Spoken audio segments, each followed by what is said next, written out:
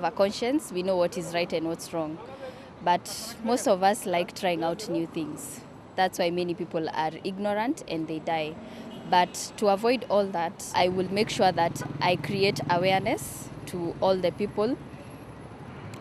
We know that not everyone who is able to get through to media.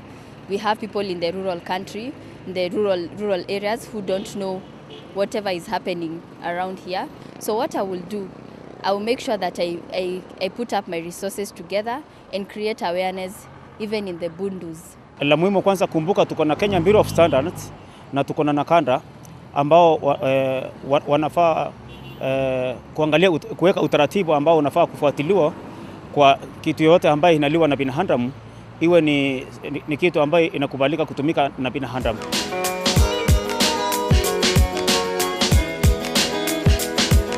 The simple solution is for the government to introduce a cheap brew which can be afforded by the poor, because the poor also want to enjoy themselves. They once had this kind of beer, and then these guys in parliament went and introduced taxes. So the price shot up.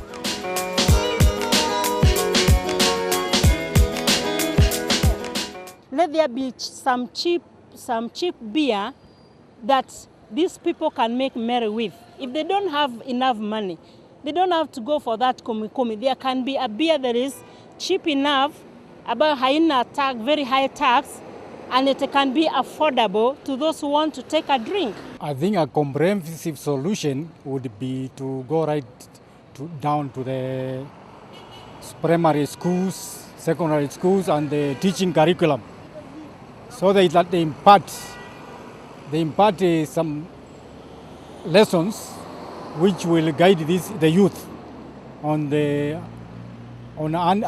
getting involved with illicit brews, because these ones are going to be eventually adults, citizens.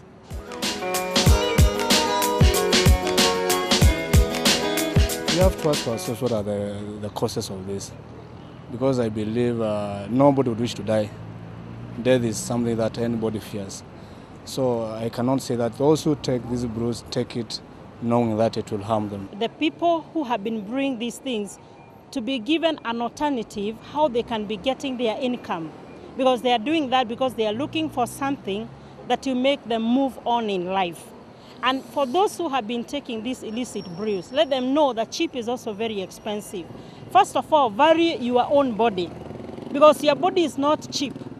Don't put something that will destroy your own body and your own health. Love yourself and take care of your own body, because from there, when you appreciate yourself as a human being who is of value to the nation and to the people, you put value on what you put in yourself, in your own body. Even for those who are brewing it, if they would value the people they are giving that brew to, they will not give them something that is deadly, because they value one another.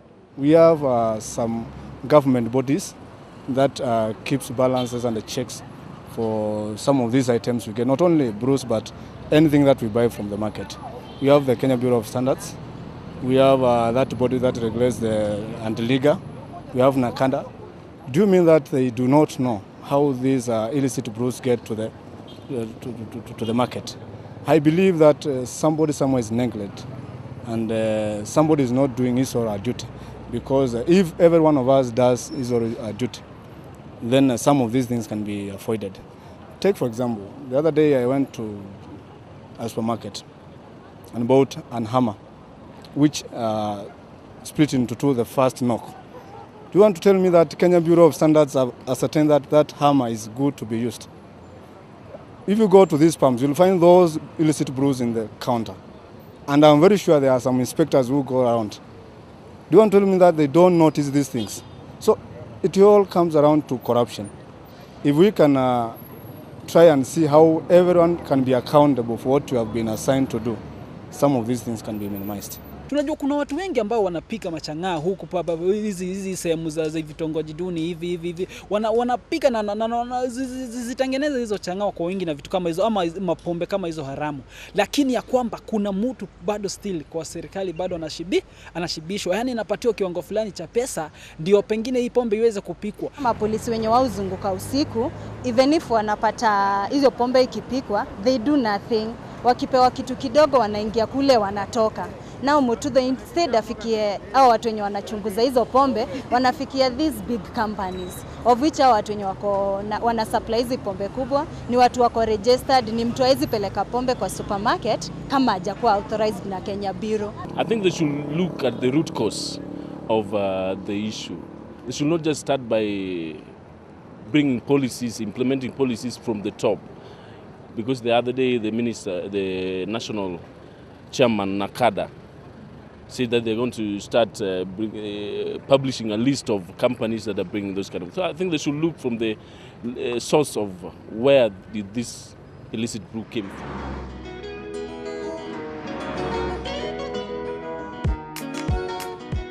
Kama singekuja hapa, sasa ningekuwa tangu asubuhi nimekunywa, nimeenda nimeibia mama mahindi, nimeenda nimeuza tena nimekunywa.